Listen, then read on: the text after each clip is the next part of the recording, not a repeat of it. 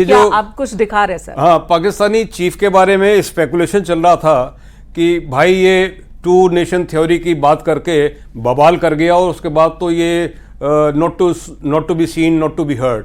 Real reason अब मालूम पड़ रहा है धीरे धीरे, अभी सोशल मीडिया में भी बात आएगी।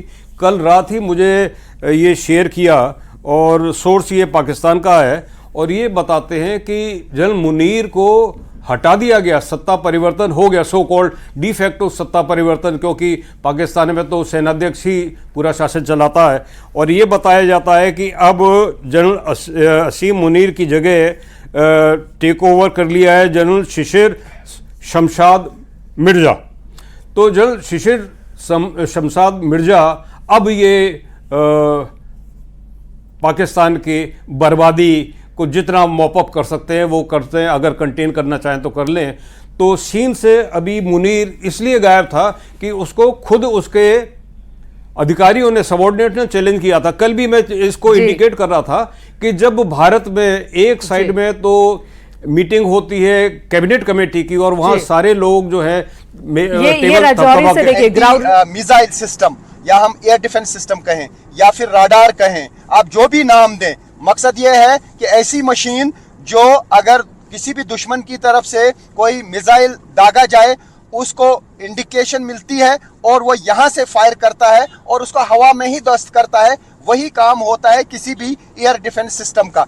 जबकि आपको मालूम है, आप खुद भी इजराइल में देख चुकी हैं कि वहां पे उनके पास आयरन डोम है, बहुत मजबूत एयर डिफेंस सिस्टम समझा जाता है, क्योंकि जब भी चाहे ईरान की तरफ से, लेबनान की तरफ से या फिर कहीं से भी जब दागा जाता है तो वो आयरन डोम जो है वो रिएक्ट करता है, हर तरफ से मिसाइल फेंकता है और उसको हवा में मार गिराता है। इसी तरीके से कल जिस तरीके से पाकिस्तान की तरफ से चाहे वो ड्रोन अटैक था या मिसाइल अटैक था, एयर डिफेंस सिस्टम उसको समझ पाया और एकदम से एक के बाद एक मिसाइल दागे गए, रॉकेट्स दागे गए और उनको हवा में ही नष्ट कर दिया गया। और उसके बाद अभी के बाड़मेर में 4 ट्रेनें रद्द की गई है। राजस्थान में ट्रेन संचालन पर असर पड़ा है। मौजूदा परिस्थितियों में 4 ट्रेनों को रद्द किया गया है।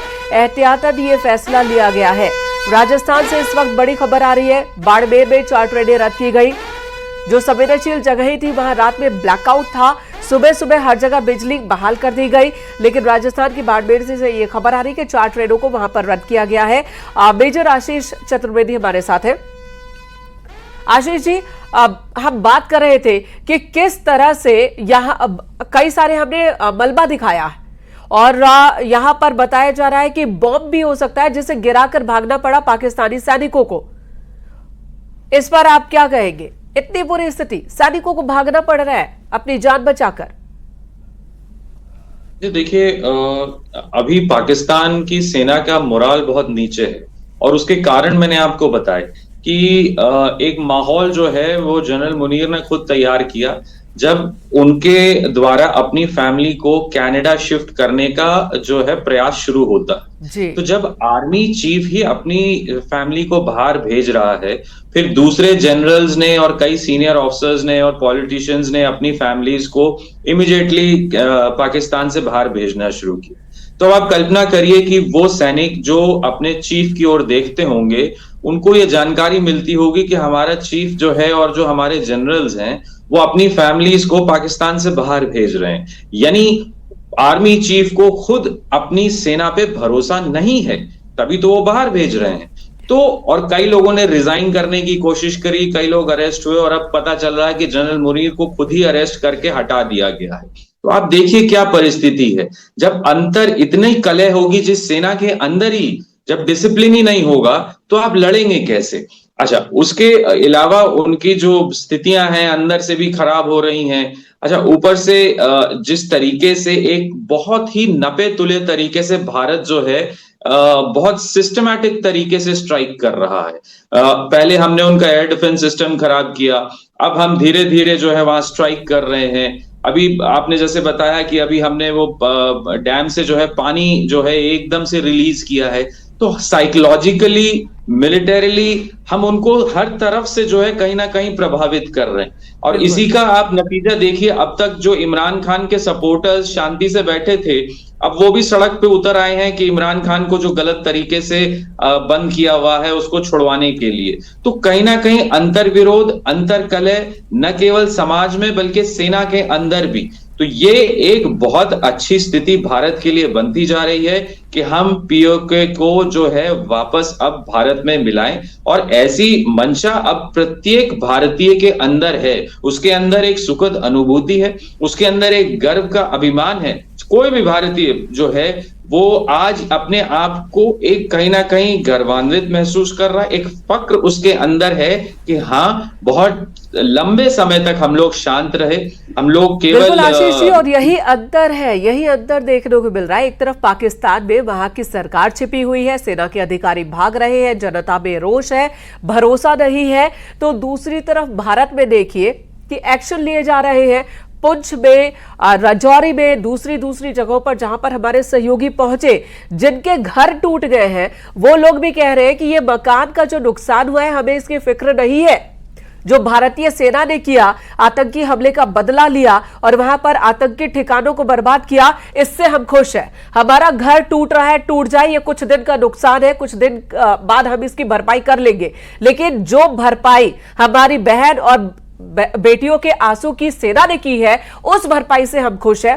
और ये साथ जनता का तभी है जब सरकार उनके साथ खड़ी दिख रही है, जब सेना उनके साथ खड़ी दिख रही है, उनके लिए लड़ाई करती हुई दिख रही है। और यही एक बेसिक अंतर है। शशि भूषण जी, ये जो अंतर है ना, यही अंतर भारत की ताकत भी है।